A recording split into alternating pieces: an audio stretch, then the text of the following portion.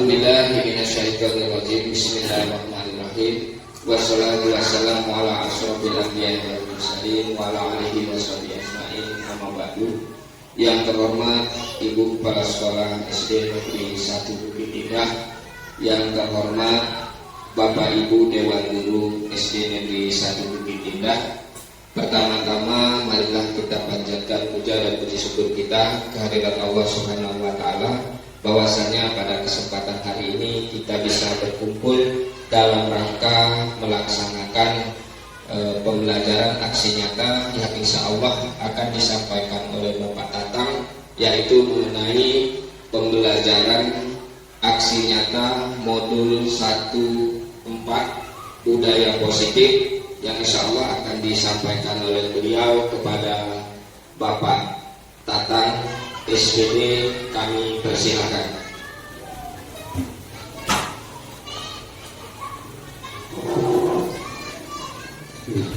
Bismillahirrahmanirrahim. Assalamualaikum warahmatullahi wabarakatuh. Waalaikumsalam warahmatullahi wabarakatuh. Alhamdulillahirabbil alamin wa bihi nasta'inu ala umuri dunya waddin wa ala alihi wa sahbihi ajmain. Amma ba'du. Yang saya hormati Ibu Kepala Sekolah SD Negeri 1 Bukit Indah, dan yang saya hormati rekan-rekan guru dan staf SD Negeri 1 Bukit Indah. Pertama-tama marilah kita panjatkan puja dan puji syukur kita kepada Allah Subhanahu wa taala sehingga pada pagi menjelang siang ini kita dapat berkumpul bertatap muka dalam acara ini. Tugas saya ini untuk memaparkan modul 1.4 tentang budaya positif yang ada di SD Negeri 1 Bukit Indah. Salawat dan salam tak lupa selalu kita curahkan pada junjungan Nabi Agung Nabi Muhammad Sallallahu Alaihi Wasallam. Mudah-mudahan kita selalu umatnya menjadi umatnya yang taat dan kelak kita mendapatkan syafaatnya dari yaumil qiyamah. Amin ya rabbal alamin.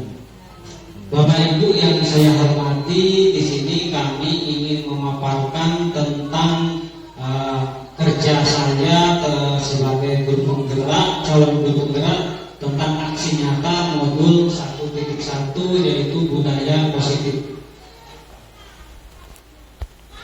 Budaya positif ini yang sebenarnya budaya positif ini adalah sesuatu kebiasaan yang kita lakukan pada jenjang atau pada SD ataupun pada kelas yang kita ampuh sehingga anak-anak tersebut menjadi terbiasa melakukan sesuatu hal yang baik.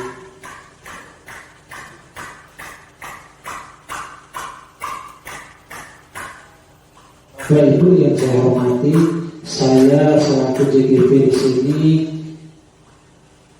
difasilitatori oleh Bapak Untung.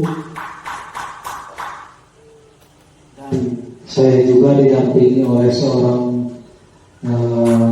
pengajar praktik bernama Muhammad Nur Aula SPD MSI. Saya sendiri CDP Angkatan 11.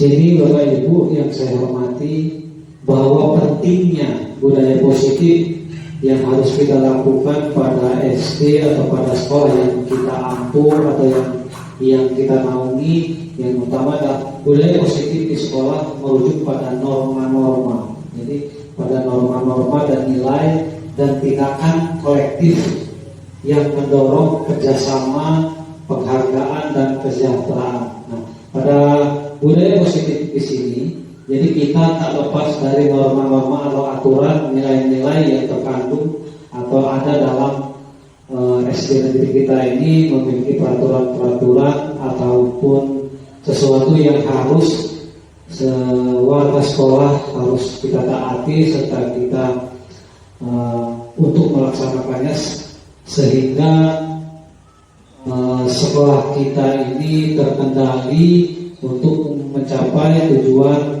yang dicita-citakan sesuai dengan visi dan misi yang telah kita buat.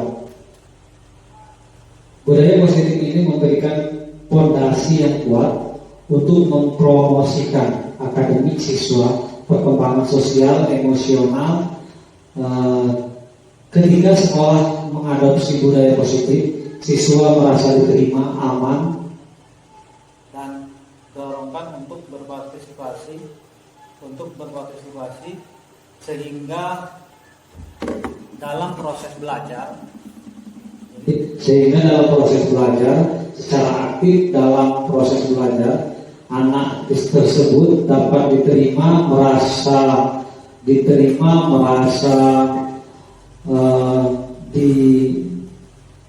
diharapkan oleh Bapak Ibu gurunya untuk menjadi seorang siswa yang aktif, yang kreatif, sehingga untuk mencapai potensi serta menggali informasi yang ada pada dirinya.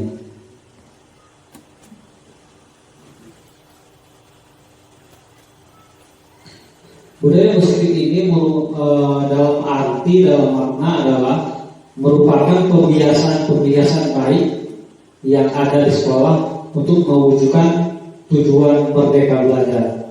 Jadi tujuannya untuk mencapai tujuan Merdeka Belajar, mencapai pelajar profil Pancasila. Jadi di sini apalagi yang kita lakukan adalah kurikulum Merdeka. Jadi segala sesuatunya harus berpusat pada murid, sehingga yang kita lakukan, apapun upaya-upaya strategi yang kita lakukan, harus berpihak pada murid sesuai dengan mencapai pembelajar profil Pancasila.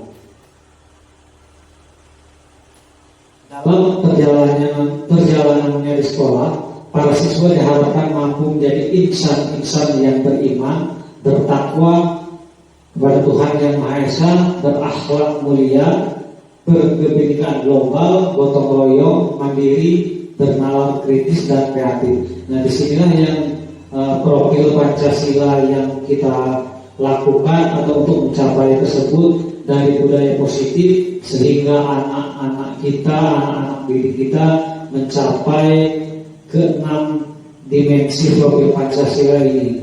Memang urutan yang pertama, akhlak yang harus kita tanamkan adalah akhlak mulia, bertakwa kepada Tuhan Yang Maha Esa.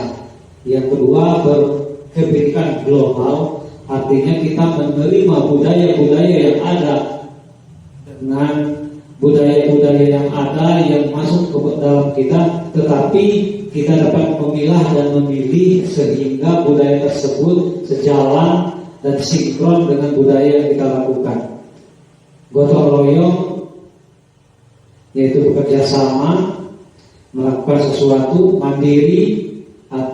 Di sini diharapkan siswa kita dapat mandiri, jadi mengerjakan sesuatu jangan atau tanpa disuruh ataupun dipaksa oleh orang lain. Bernalar kritis, artinya siswa-siswa ini kita berikan kebebasan untuk berkomunikasi atau mengungkapkan pendapatnya dengan inovasi-inovasi, dengan melihat fakta-fakta yang ada, sehingga mereka dapat mencari solusi dari permasalahan yang ada. Kreatif, yang artinya siswa yang ada di SD kita ini diharapkan mereka mampu membuat sesuatu yang lebih baik lagi dan yang unik yang mereka ciptakan sendiri. Contoh budaya positif Bapak Ibu ya. Yang pertama, melaksanakan tata tertib di sekolah. Jadi tata tertib di sekolah ini kita laksanakan, siswa-siswa kita melaksanakan tata tertib dengan cara bukan paksaan, akan tetapi mereka akan membiasakan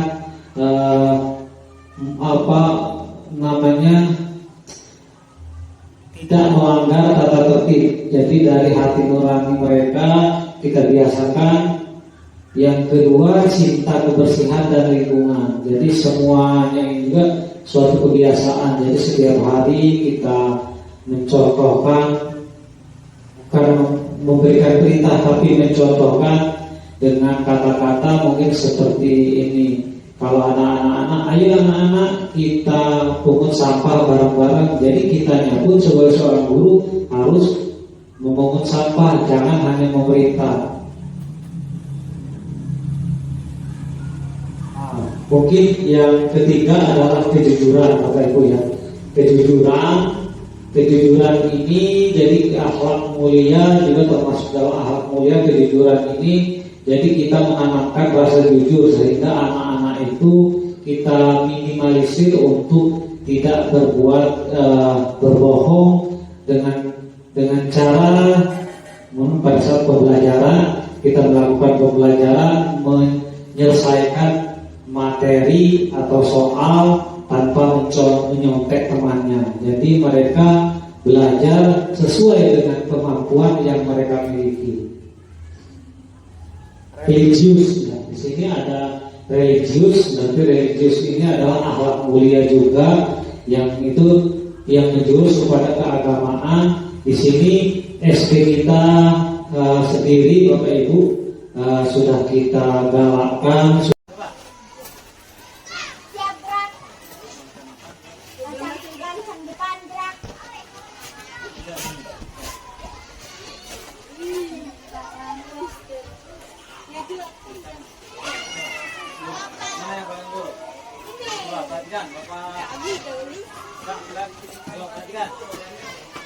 Bapak siap.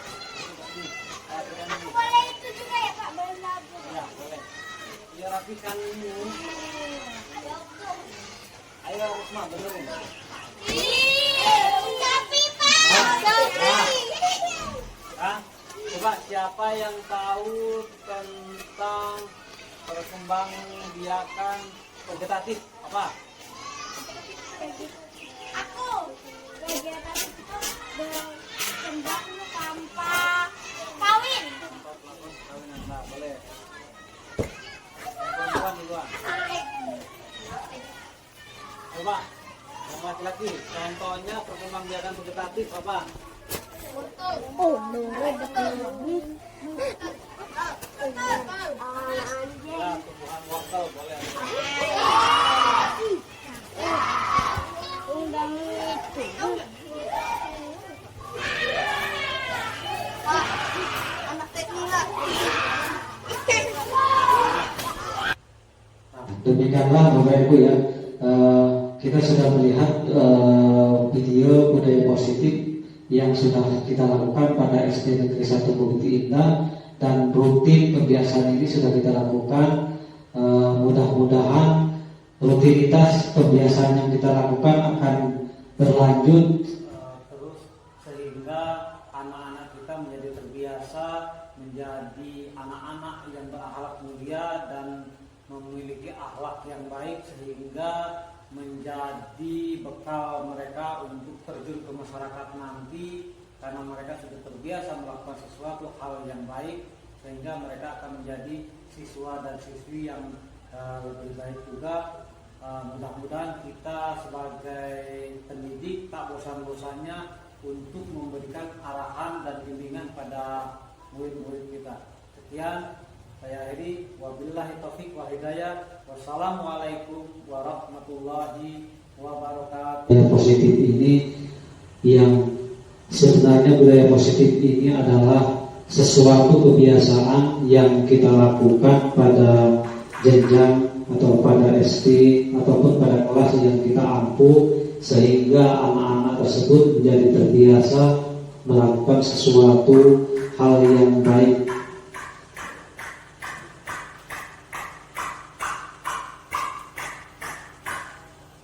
Bapak Ibu yang saya hormati, saya selaku JGP di sini difasilitatori oleh Bapak Untung, dan saya juga didampingi oleh seorang pengajar praktik bernama Muhammad Nur Aula SPD MSI, dan saya sendiri JGP Angkatan 11.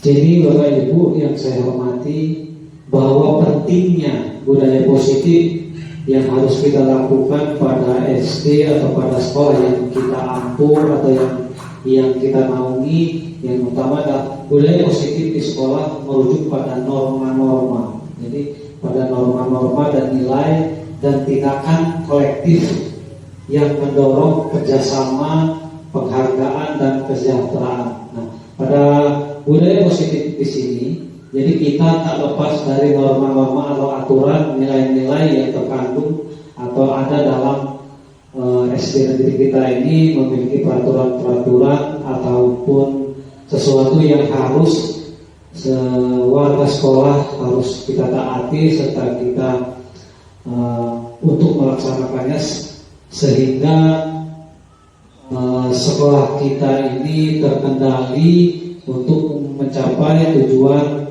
yang dicita-citakan sesuai dengan visi dan misi yang telah kita buat. Budaya positif ini memberikan fondasi yang kuat untuk mempromosikan akademik siswa, perkembangan sosial, emosional. Ketika sekolah mengadopsi budaya positif, siswa merasa diterima, aman, dan dorongkan untuk berpartisipasi sehingga dalam proses belajar secara aktif dalam proses belajar anak tersebut dapat merasa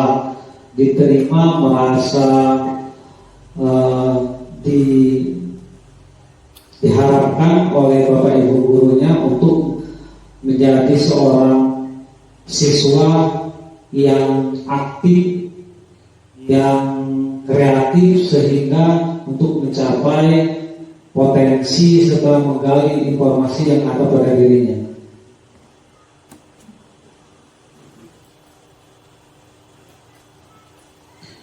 Budaya positif ini dalam makna adalah merupakan pembiasaan baik yang ada di sekolah untuk mewujudkan tujuan Merdeka Belajar. Jadi tujuannya untuk mencapai tujuan Merdeka Belajar, mencapai pelajar profil Pancasila. Jadi di sini apalagi yang kita lakukan adalah kurikulum Merdeka. Jadi segala sesuatunya harus berpusat pada murid, sehingga yang kita lakukan, apapun upaya-upaya strategi yang kita lakukan harus berpihak pada murid sesuai dengan mencapai pembelajar profil Pancasila.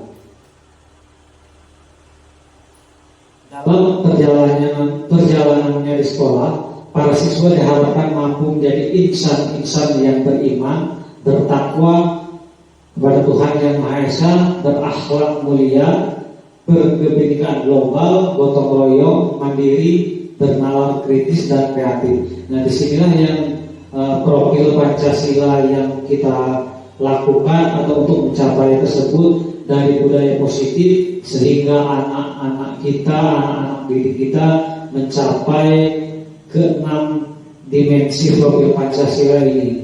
Memang urutan yang pertama, akhlak yang harus kita tanamkan adalah akhlak mulia, bertakwa kepada Tuhan Yang Maha Esa. Yang kedua, berkebinekaan global, artinya kita menerima budaya-budaya yang ada dengan budaya-budaya yang ada yang masuk ke dalam kita, tetapi kita dapat memilah dan memilih sehingga budaya tersebut sejalan dan sinkron dengan budaya yang kita lakukan. Gotong royong yaitu bekerja sama, melakukan sesuatu, mandiri. Di sini diharapkan siswa kita dapat mandiri, jadi mengerjakan sesuatu jangan atau tanpa disuruh ataupun dipaksa oleh orang lain. Bernalar kritis, artinya siswa-siswa ini kita berikan kebebasan untuk berkomunikasi atau mengungkapkan pendapatnya dengan inovasi-inovasi, dengan melihat fakta-fakta yang ada sehingga mereka dapat mencari solusi dari permasalahan yang ada. Kreatif yang artinya yang ada di SD kita ini diharapkan mereka mampu membuat sesuatu yang lebih baik lagi dan yang unik yang mereka ciptakan sendiri. Contoh budaya positif Bapak Ibu ya. Yang pertama, melaksanakan tata tertib di sekolah. Jadi tata tertib di sekolah ini kita laksanakan, siswa-siswa kita melaksanakan tata tertib dengan cara bukan paksaan, akan tetapi mereka akan membiasakan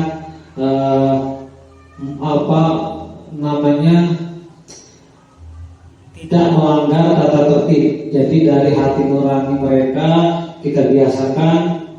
Yang kedua, cinta kebersihan dan lingkungan. Jadi semuanya ini juga suatu kebiasaan. Jadi setiap hari kita mencontohkan, bukan memberikan perintah tapi mencontohkan dengan kata-kata mungkin seperti ini.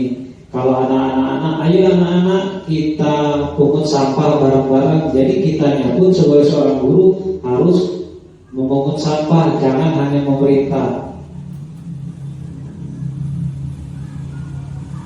Mungkin yang ketiga adalah kejujuran Bapak Ibu ya. Kejujuran ini jadi akhlak mulia, juga termasuk dalam akhlak mulia kejujuran ini. Jadi kita menanamkan rasa jujur sehingga anak-anak itu kita minimalisir untuk tidak berbuat berbohong dengan cara pada saat pembelajaran kita melakukan pembelajaran menyelesaikan materi atau soal tanpa menyontek temannya. Jadi mereka belajar sesuai dengan kemampuan yang mereka miliki.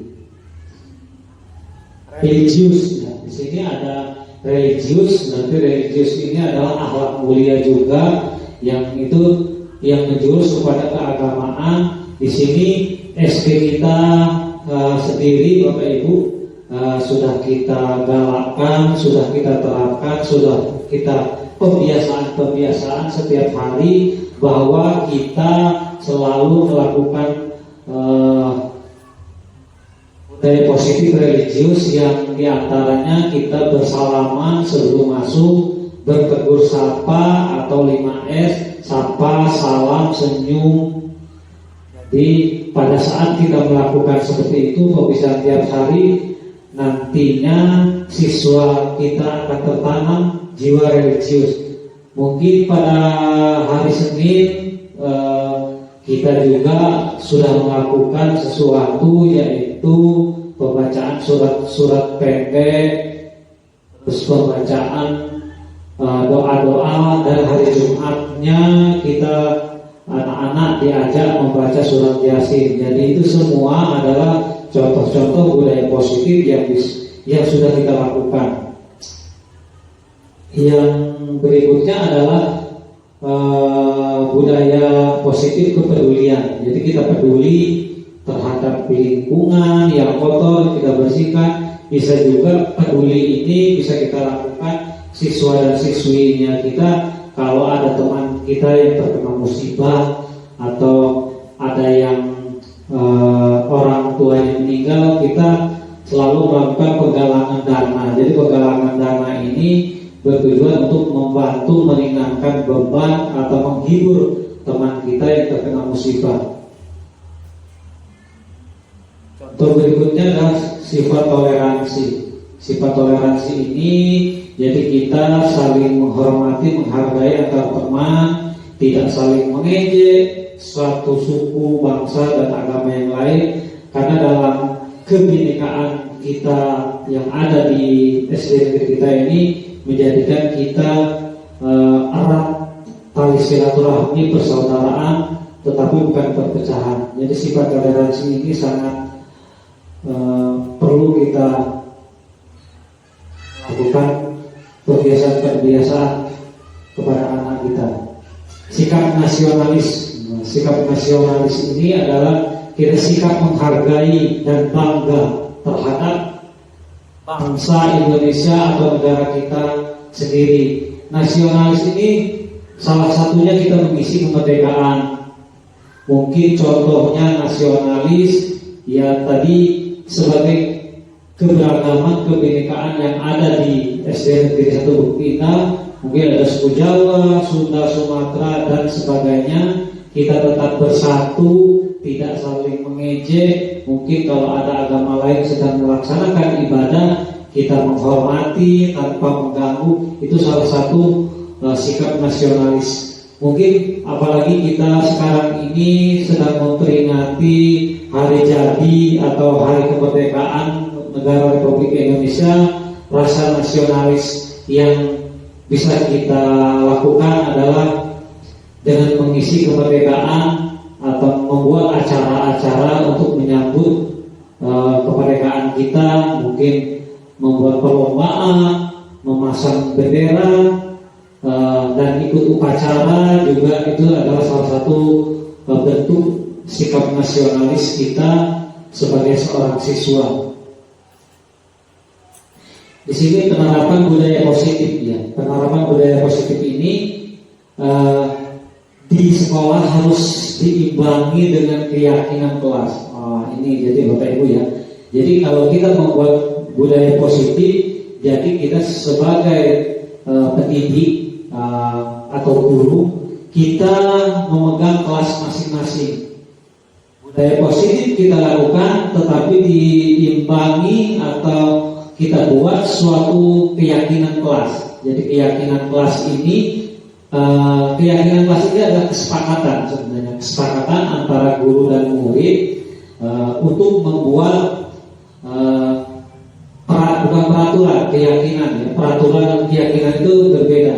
Kalau peraturan itu sifatnya memaksa, tetapi kalau keyakinan kelas sifatnya ini adalah terjadi dari keinginan atau nantinya akan dilakukan sesuai hati nurani siswa-siswi kita. Jadi tanpa paksaan, tetapi setiap ada pelanggaran yang terjadi, kita akan mengingatkan, merujuk kepada keyakinan kelas tersebut. Jadi seperti itu. Membuat keyakinan kelas masing-masing sebagai pengontrol murid. Nah, di sini sebagai pengontrol murid menuju tercapainya budaya positif, sehingga tertanam akhlak mulia di setiap diri peserta didik. Nah, itu tujuannya Bapak Ibu ya. Jadi kesepakatan yang kita lakukan ini tujuannya untuk mengontrol. Hampir sama dengan peraturan, tapi kalau peraturan itu bersifat memaksa, tetapi di sini kalau keyakinan kelas adalah kesepakatan. Jadi kesepakatan antara guru dan murid, tetapi jika ada pelanggaran di dalamnya harus kita proses, tetapi dengan cara-cara yang bukan cara-cara penghukum, tetapi bisa kita lakukan dengan konsekuensi sebenarnya. Nanti penjelasannya akan lebih lanjut, nanti saya paparkan. Keyakinan kelas di sini. Nah, di sini keyakinan kelas adalah tadi yang sudah saya sampaikan, adalah kesepakatan antara guru dan murid berupa pernyataan universal dan positif yang dapat diterapkan di lingkungan kelas. Jadi universal ini mencakup keseluruhan ya Bapak Ibu ya. Jadi keyakinan kelas mungkin nanti contohnya jaga kebersihan kelas seperti itu. Salah satunya. Nanti di sini ada contoh-contohnya. Di sini contoh keyakinan kelas. Ini yang pertama, hormati semua orang. Nah, di sini hormati ini termasuk keyakinan kelas. Jadi keyakinan kelasnya menghormati semua orang. Jadi kalau ada anak yang mengejek, berarti sudah masuk ke dalam tidak menghormati semua orang. Jadi bisa kita sebagai pengontrol, guru sebagai pengontrol bisa melakukan tindakan pelanggaran. Kita merujuk kepada keyakinan kelas, yaitu menghormati semua orang. Di sini jujur dan bertanggung jawab. Mungkin kalau ada orang istilahnya mencontek atau tidak mengerjakan tugas PR atau piket, nanti masuknya merujuk ke jujur dan bertanggung jawab, kerjasama dan kolaborasi.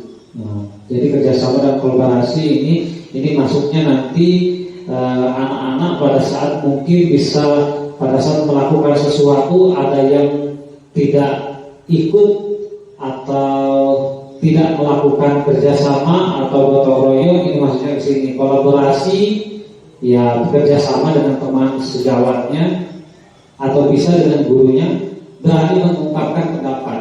Nah di sini anak-anak juga diminta untuk berani mengungkapkan pendapatnya masing-masing. Karena apa? Banyak sekali anak-anak, apalagi kalau bapak ibu gurunya yang killer atau pemarah, anak-anak itu pada takut semua untuk mengungkapkan pendapatnya. Jadi dalam kurikulum Merdeka ini bapak ibu gurunya itu diharapkan jangan guru yang ditakuti murid, tetapi guru yang disenangi murid. Karena saya pribadi sebagai siswa pernah menjadi siswa, kalau gurunya pemarah takut melihat gurunya. Kita diam itu bukan artinya kita memperhatikan, tapi karena takut, karena saking takutnya oleh guru tersebut. Jadi kalau bisa kita sebagai guru jadilah guru panutan, jadi guru yang disukai, disenangi oleh siswanya. Jadi siswanya pun akan merasa nyaman kalau bertemu dengan kita. Berikutnya tepat waktu dan disiplin. Nah di sini baru. Jadi kalau ada anak yang terlambat, ada anak-anak yang tidak mengerjakan PR, ini masuk juga dalam contoh keyakinan kelas yang ini. Jika terjadi pelanggaran, peduli pada kebersihan. Jadi ya sama, kalau ada yang membuang sampah sembarangan, masuknya ke sini. Menghargai teman, sama seperti tadi ya, saling menghormati, lingkungan belajar yang nyaman. Nah, yang ini lingkungan belajar yang nyaman. Jadi Bapak Ibu yang saya hormati, jadi di sini lingkungan yang nyaman ini bisa berawal dari gurunya. Gurunya juga humoris ataupun murah senyum, sehingga lingkungan belajar yang ada di kelas kita akan menjadi nyaman. Karena membuat kesepakatan, kemarin saya melakukan kesepakatan kelas dengan anak-anak. Ada anak-anak yang meminta, Pak Tatang, nanti kalau ngajar jangan suka marah-marah, jangan bengis, jangan killer. Kami katanya pengennya tuh kalau belajar Bapak tuh murah senyum atau humoris. Jadi ada di sela-sela pembelajaran, jadi tidak membuat tegang.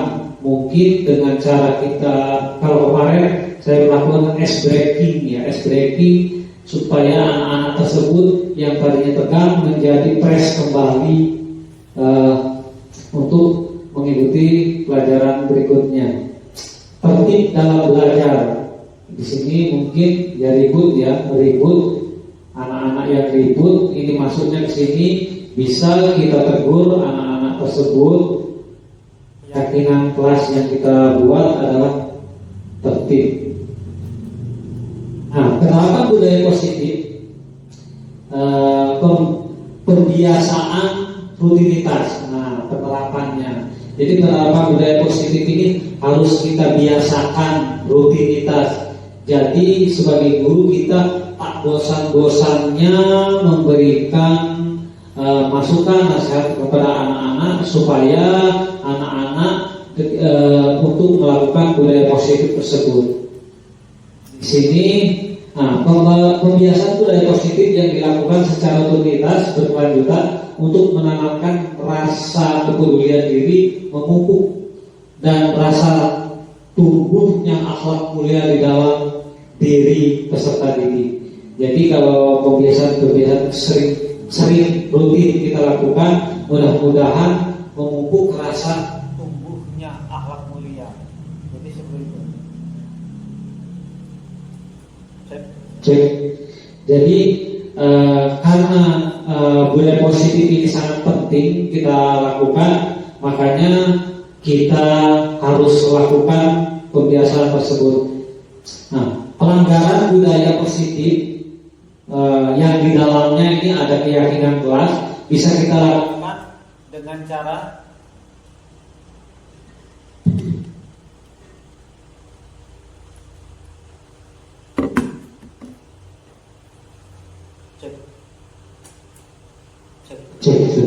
Jadi pelanggaran yang terjadi di sekolah hendaknya menggunakan penyelesaian pemberian konsekuensi. Di sini pemberian konsekuensi itu artinya kita memberi hukuman sesuai dengan pelanggaran yang dilakukan oleh anak tersebut.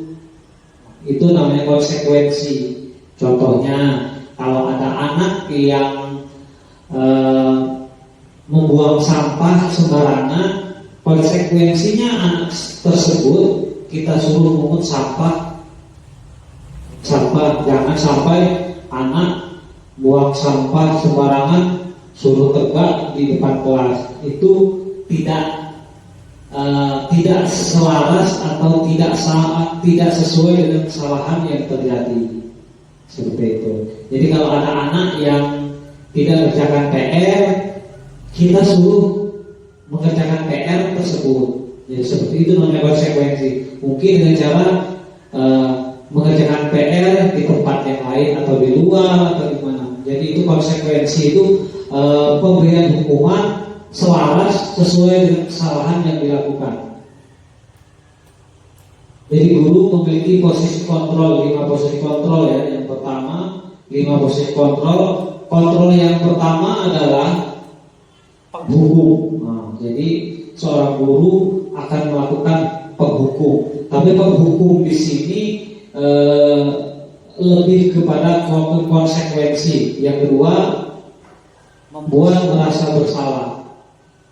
Kontrol guru yang kedua membuat anak-anak itu akan merasa bersalah. Nanti penjelasannya akan saya bawakan. Sebagai teman, pengontrol yang ketiga itu guru berlaku seperti teman. Yang keempat, pemantau. Jadi guru ini pemantau atau pengawas, melihat dari kesalahan anak tersebut. Nah, yang terakhir ini yang manajer. Jadi guru memposisikan diri sebagai manajer. Nah, ini pembahasannya. Jadi seorang guru bertindak sebagai penghukum. Di sini kita bisa melakukan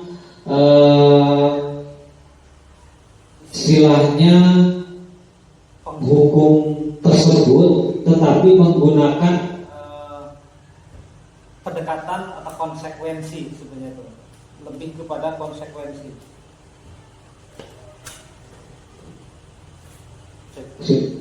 Jadi konsekuensi di sini, anak-anak di sini bisa kita menggunakan pernyataan-pernyataan dengan menggunakan bahasa-bahasa. Jadi kalau orang menghukum, ini kan bahasanya menggunakan kata-kata yang kasar. Di sini ada salah satu contoh kata-kata penghukum yang kasar. Patuhi aturan saya, awas. Kalau kamu tidak mematuhi akan upah hukum. Dengan ada yang sinis, dengan ada yang marah, mungkin dengan tangan kita menunjuk, dengan mata melotot, mungkin seperti itu. Nah, mungkin kata-kata pernyataan yang bisa kita lakukan yang lain, kamu selalu saja salah. Kalau kamu selalu salah, akan Bapak berikan sanksi hukuman. Mungkin sanksi hukuman, tetapi omongan atau ucapan yang kita lakukan dengan ada yang kasar, mungkin ya seperti tadi mungkin membentak dan sebagainya. Tetapi pernyataan-pernyataan atau omongan yang kita lakukan dengan ada yang keras. Kenapa? Posisi kontrol ini supaya anak itu lebih mematuhi apa yang kita lakukan, yang kita katakan, sehingga mereka akan berubah. kontrol yang kedua, pembuat merasa bersalah. Jadi kita menasehati anak dengan cara seperti ini. Mungkin kata-kata atau pernyataan yang kita lakukan adalah, nah, ibu sangat kecewa sekali dengan kamu. Jadi anak itu kalau kita bilang ibu sangat kecewa, nanti di dalam hatinya akan merasa dirinya itu merasa bersalah kepada gurunya. Gimana coba kalau orang tua kamu tahu? Apa nggak kasihan orang tua kamu bekerja keras demi kamu, bekerja keras bantu pulang mencari nafkah untuk kamu, tetapi kamu belajar di sekolah dengan main-main. Nah, jadi kalau kita menggunakan kata-kata seperti itu, mereka akan merasa sangat bersalah sekali kepada orang tuanya, sehingga mudah-mudahan anak tersebut nanti akan berubah dengan cara-cara kata-kata yang seperti itu. Pernyataan yang berikutnya, apa kamu nggak kasihan sama ibu kalau ibu atau bapak nanti ditegur atau dimarah dengan kepala sekolah? Jadi mereka kan berpikir mereka yang berbuat salah, tapi yang dimarah gurunya. Nanti kan anak tersebut akan merasa, dan gurunya pun membuat merasa bersalah. Kalian yang berbuat seperti itu, tapi bapak yang terkena dampaknya, kena skor. Apa nanti kepala sekolah, apa Pak Tatang nggak bisa mengatur kelasnya sendiri? Masa anaknya seperti itu? Nah, padahal kalian yang berbuat, tetapi bapak yang mendapatkan sanksi atau teguran dari kepala sekolah. Jadi kontrol berikutnya, posisi kontrol guru sebagai teman. Nah, di sini guru memposisikan sebagai teman. Pada saat siswa atau murid melakukan kesalahan, kita bisa menggunakan posisi sebagai teman ini dengan cara mungkin menggunakan kata-kata yang membuat mereka nyaman dan tidak merasa bersalah seperti tadi. Dan mungkin pernyataan yang bisa dilakukan, ayolah bantu ibu, demi bapak ya kamu berubah. Nah, mungkin demi bapak atau demi ibu kamu harus berubah ya. Jadi kata-katanya ayolah di sini membuat merasa mereka itu sebagai teman. Jadi ayo ingat tidak bantuan bapak atau ibu selama ini suka membantu kamu. Apa kamu nggak ini? Nah, jadi seperti itu. Jadi, ya mungkin bisa juga kita dengan menstabilkan emosi atau menstabilkan identitas. Jadi ya, sudah kita kali ini tidak apa-apa. Nah,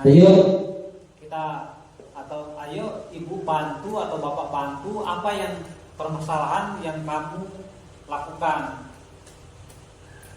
Atau juga kita menggunakan kata-kata,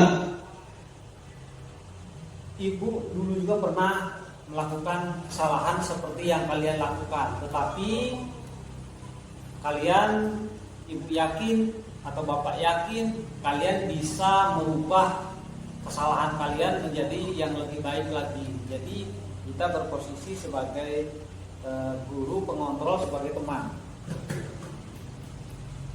Maaf Bapak Ibu ya, ini kayaknya mic-nya.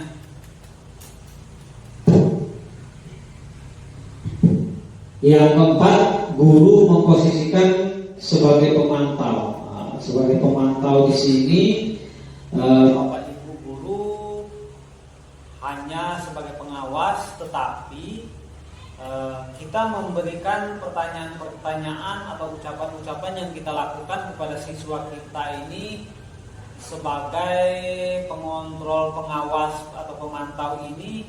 Kita bisa menanyakan keyakinan kelas, apa yang sudah dilakukan atau yang sudah dilanggar oleh anak tersebut. Jadi bisa, nah coba kamu hari ini melanggar peraturan apa? Jadi anak itu bisa menjawab pada saat anak itu ribut, mungkin saya melanggar ribut di kelas. Nah, jadi anak tersebut sudah bisa menjawab apa kesalahan yang mereka lakukan. Jadi kita hanya sebagai pemantau atau sebagai penanya, apa yang telah kamu lakukan dan sebagainya. Sanksi apa atau konsekuensi apa yang akan diterima oleh kamu kalau kamu melakukan tersebut. Anaknya pun bisa menjawab. Kalau dia membuang sampah sembarangan, berarti mereka harus Mengumutnya seperti itu Bapak Ibu ya. Nah, di sini yang terakhir posisi guru sebagai manajer.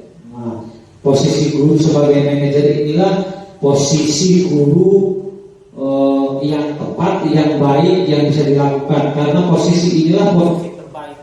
Mengapa dibilang posisi terbaik? Karena di dalam posisi manajer ini sebagai teman ada, sebagai pengontrol ada, tetapi sebagai penghukum di sini konsekuensi juga ada, dan pemecahan permasalahan di sini dilakukan juga. Jadi pengontrol ini paket lengkap bahasa kitanya. Di sini mungkin pernyataan atau pertanyaan yang bisa kita lakukan, apa yang kita yakini? Mungkin kita merujuk keyakinan kelas. Berarti di sini sebagai pemantau tadi menanyakan keyakinan kelas, menanyakan pelanggaran yang dia lakukan. Apakah kamu meyakininya? Kita kan bertanya, apa kamu meyakininya atau menyepakatinya? Kan keyakinan kelas itu artinya kesepakatan. Kemarin kan sudah melakukan kesepakatan. Nah, jadi anak tersebut akan menjawab, jika kamu meyakininya, apa yang akan kamu perbaiki? Kan seperti itu. Nah, di sini jadi kita sudah menanyakan kesalahan, mereka kita tanya juga apa yang akan mereka lakukan untuk memperbaikinya. Kalau mereka tadi mungkin kalau mereka sering bolos sekolah, mungkin mereka akan rajin seperti itu. Kalau mereka suka rame, ribut, mungkin tidak akan ribut lagi seperti itu. Nah, jadi di sini nanti ada penguatan sebagai seorang manajer. Semua orang pernah melakukan kesalahan. Jadi kita akan menstabilkan identitas atau merasa mereka itu, anak-anak itu diterima tidak sebagai orang yang bersalah, tetapi dengan tata cara pengontrol guru sebagai manajer dengan lemah lembut, sehingga karena apalagi di kurikulum Merdeka ini kita tidak boleh lagi menggunakan sistem yang kekerasan, karena kita nanti bisa masuknya pada HAM ya, perlindungan anak. Di sini apa rencana kamu untuk memperbaikinya? Jadi kita memberikan bahwa semua orang itu pernah melakukan kesalahan, artinya tidak semua orang itu sempurna, tetapi rencana apa yang akan kamu lakukan nanti di sini. Jadi seperti itu Bapak Ibu ya. Baiklah Bapak Ibu yang saya hormati, kita lanjutkan. Nah, posisi terbaik tadi sudah saya sampaikan di sini. Posisi terbaik guru adalah sebagai kontrol manajer, karena guru memberikan pemahaman tentang pentingnya berbuat baik dan memperbaiki kesalahan dengan menggunakan kata-kata yang tidak menyakiti hati anak. Tadi yang sudah saya bilang, jadi pada saat pengontrol inilah sebenarnya posisi yang terbaik, karena anak itu merasa diterima, sehingga mereka merasa dihargai. Nah, merasa dihargai, diterima oleh orang lain, walaupun saat itu murid dalam keadaan bersalah. Apalagi dalam penyelesaian masalah menggunakan pendekatan segitiga restitusi. Jadi restitusi ya, segitiga restitusi adalah pemulihan. Sebenarnya artinya restitusi itu pemulihan. Artinya kalau orang bermasalah, kita pulihkan identitasnya. Yang pertama di sini ada yang pertama validasi tindakan yang naik ke atas. Yang kedua, yang turun ke bawah itu menanyakan keyakinan. yang paling bawah menstabilkan identitas. Jadi kalau validasi tindakan sudah kita lakukan tadi, kalau ada anak yang bersalah kita tanya apa yang kalian lakukan sehingga kamu saja dipanggil ke sini, itu namanya menanyakan tindakan yang salah, validasi atau menanyakan yang salah. Terus menanyakan keyakinan. Tadi coba kamu telah melanggar keyakinan apa? Keyakinan kalau dia tadi ribut berarti tentang keyakinan kelas tadi jangan ribut tadi di kelas atau tertib di dalam kelas yang sudah kita bahas tadi ya. Yang terakhir menstabilkan identitas. Nah ini menstabilkan identitas itu kata-kata yang kita lakukan bahwa tadi ya anak-anak semua orang itu pernah bersalah. Nah jadi mereka itu tidak dipojokkan oleh kita. Jadi seperti itu. Jadi mereka merasa diterima walaupun mereka pada saat itu melakukan kesalahan.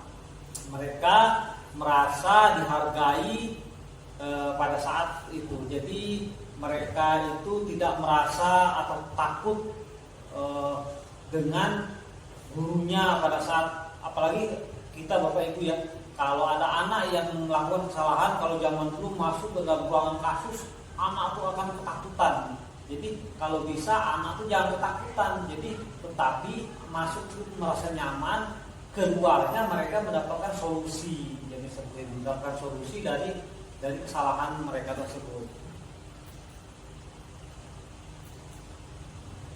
Itulah sekian, terima kasih. Itulah yang bisa saya lakukan Bapak Ibu dan yang bisa saya paparkan kepada Bapak Ibu tentang budaya positif.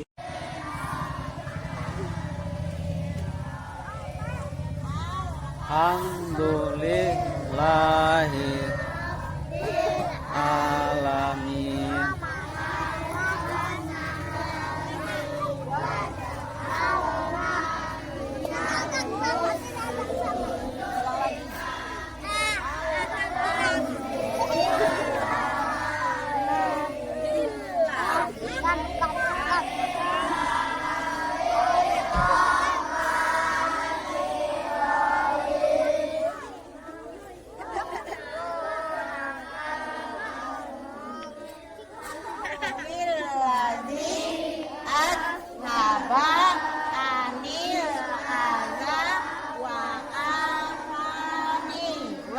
Sekali lagi. Alhamdulillahirrahmanirrahim. Baiklah Bapak Ibu yang saya hormati, demikianlah pemaparan yang bisa saya lakukan. Mudah-mudahan apa yang sudah saya paparkan tersebut dapat berguna bagi kita semua. Tetapi sebelum saya tutup, Bapak Ibu, di sini saya ada video tentang budaya positif. Budaya positif ini yang sudah kita lakukan pada SD Negeri 1 Bukit Indah. Jadi inilah contoh-contoh budaya positif yang kita lakukan.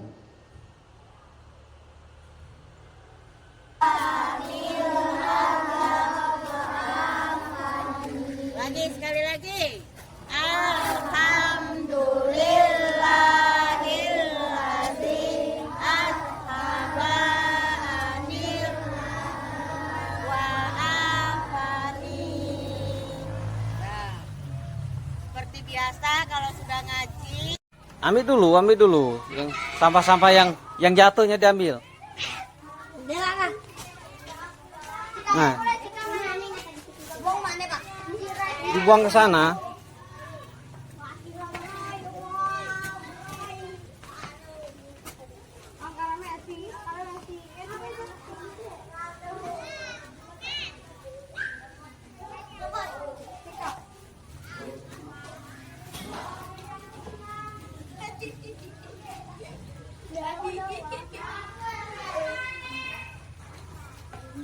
Oh, kita coba kita pula ambil air.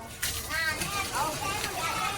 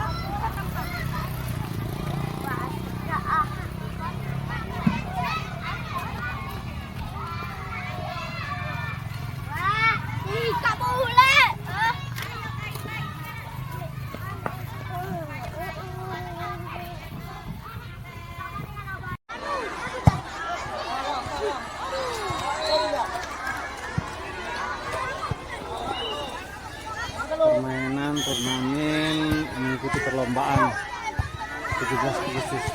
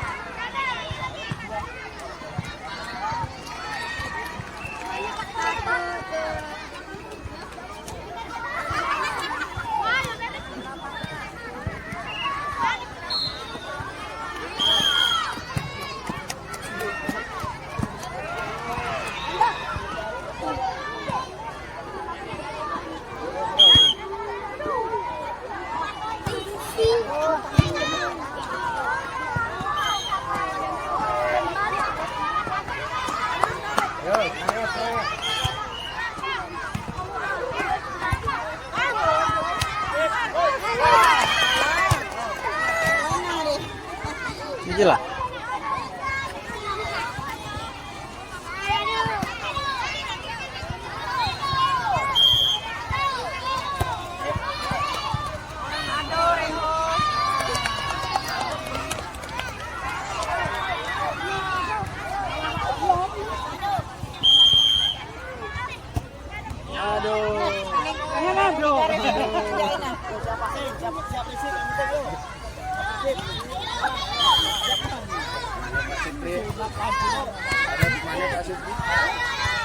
Bagus itu.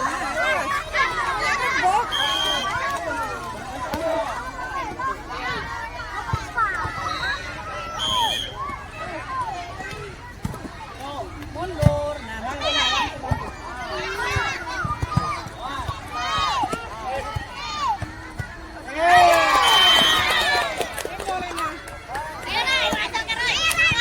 Jangan. Nih.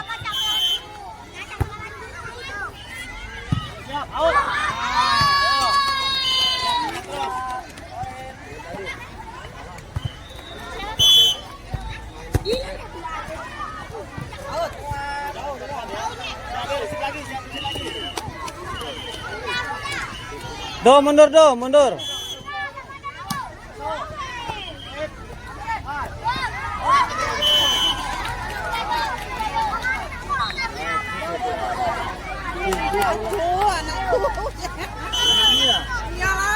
Tinggi.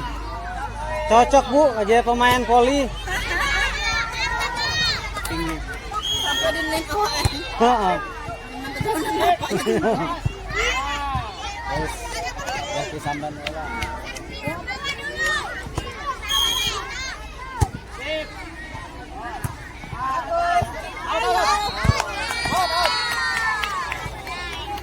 Tenang. Yang terbaik bisa.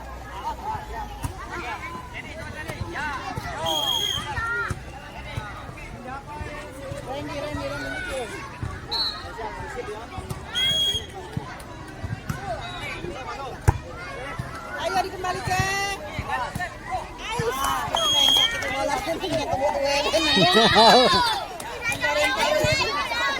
Pelan we, yuk.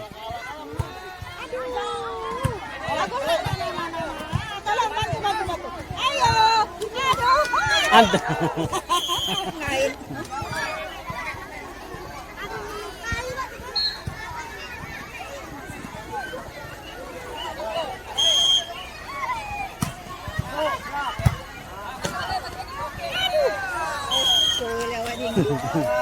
Bagus, Bang. Latihan, Pak. Sama-sama latihan. Ayo di belakang, Nak. Bagus.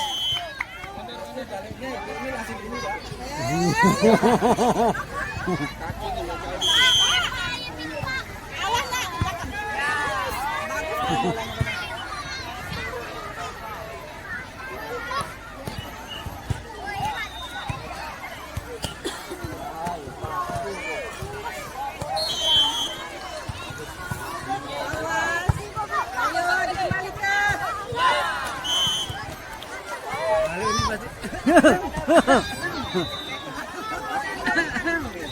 Depan kita. Ayo mundur, Nak.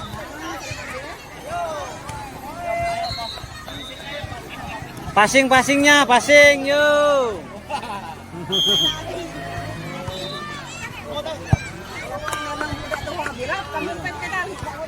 Iya.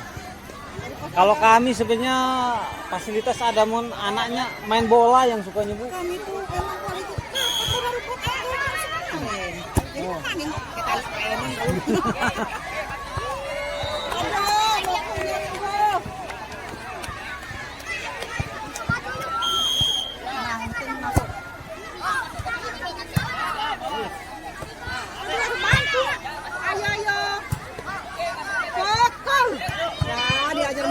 Mokol.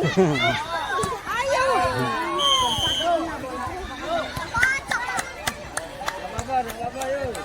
Ayo. Medi. Aduh. Bagus. Patuh. Ayo tangannya patah. Saya takut. Masalah kepala sekolah gampang urusan itu. Ada bagus. Nah,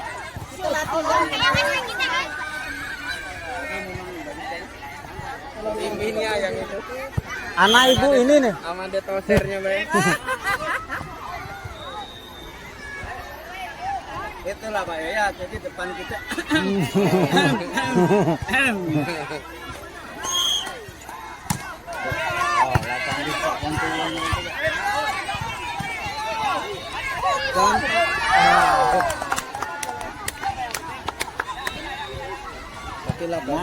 Ya, kemarin yang gini juga bagus lah lumayan. Yup. Semangat. Jangan takut, jangan grogi. Ada bapak di belakang, tenang Be.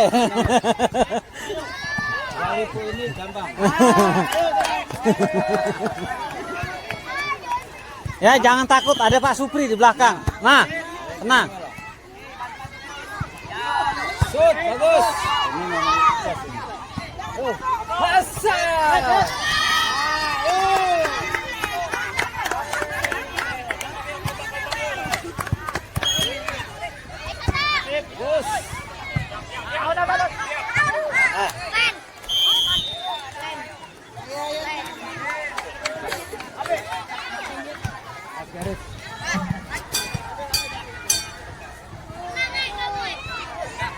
Termasuk keren kita.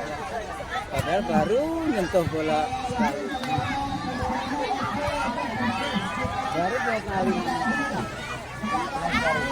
Ambil dulu. Yang sampah-sampah yang jatuhnya diambil.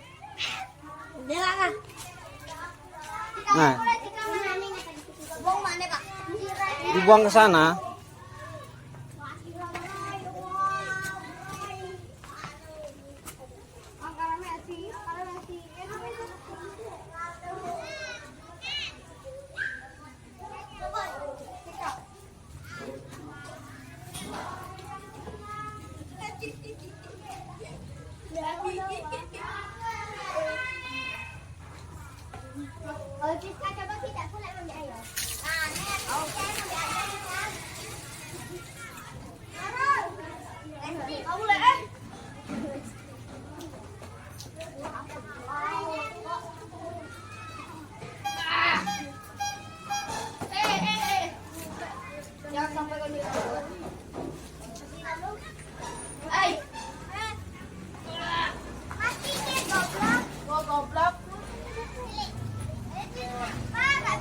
Ini adalah budaya positif yang dilakukan oleh SD Negeri 1 Bukit Indah, yaitu sebelum memasuki pembelajaran, anak-anak dikumpulkan ke lapangan untuk membaca surat-surat pendek agar mereka hafal surat-surat pendek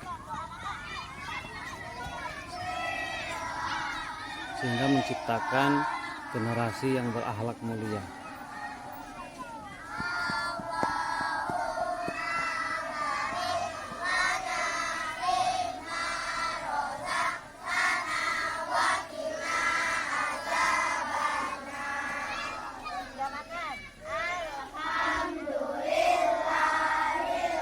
Selain surat-surat pendek yang diajarkan oleh guru agama adalah pembacaan surat doa-doa makan doa-doa tidur dan doa-doa setelah masuk WC dan lain-lain.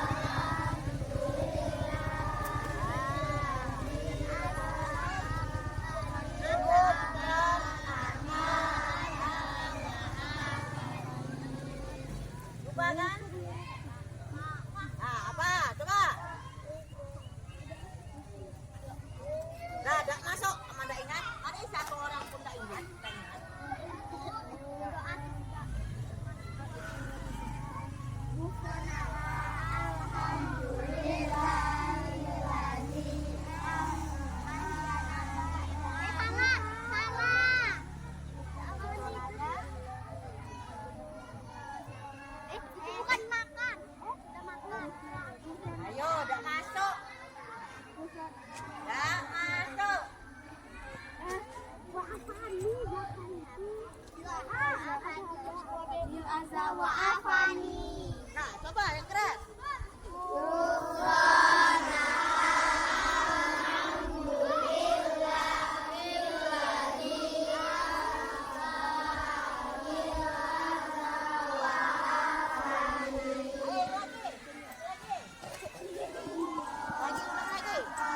Sampai 5 kali ulang.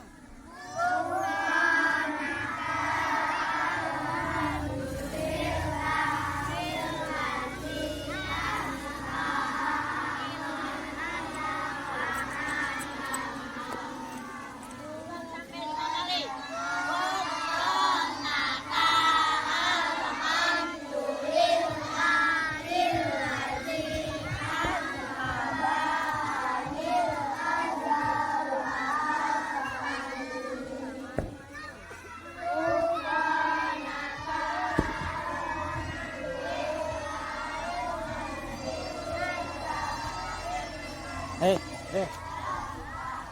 Ambilin sampah.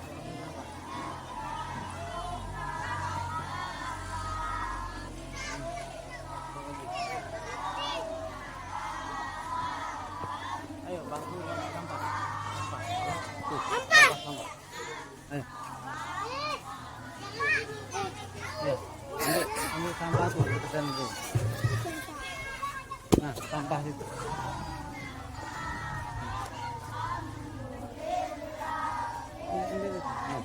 Sampah.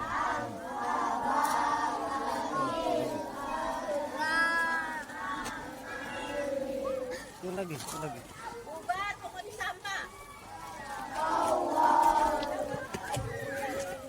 Satu orang satu sampah. Sana. Terbang.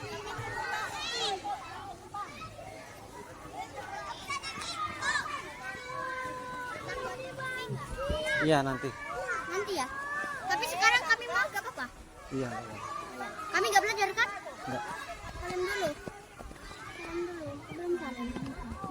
Tangan bapak kasar padahal cuma terjadi itu. Bapak kan sering ke ladang. Ya sama. Kak.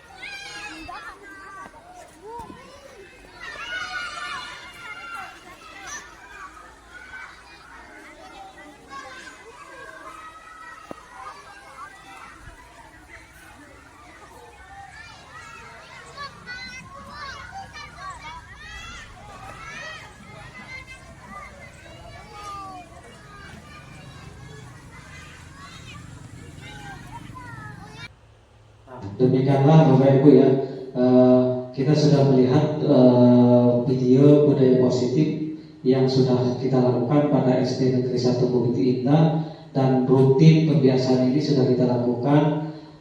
Mudah-mudahan rutinitas kebiasaan yang kita lakukan akan berlanjut terus sehingga anak-anak kita menjadi terbiasa menjadi anak-anak yang berakhlak mulia dan memiliki akhlak yang baik, sehingga menjadi bekal mereka untuk terjun ke masyarakat nanti, karena mereka sudah terbiasa melakukan sesuatu hal yang baik, sehingga mereka akan menjadi siswa dan siswi yang lebih baik juga. Mudah-mudahan kita sebagai pendidik tak bosan-bosannya untuk memberikan arahan dan bimbingan pada murid-murid kita. Sekian, saya akhiri. Wabillahi taufiq wal hidayah. Wassalamualaikum warahmatullahi wabarakatuh.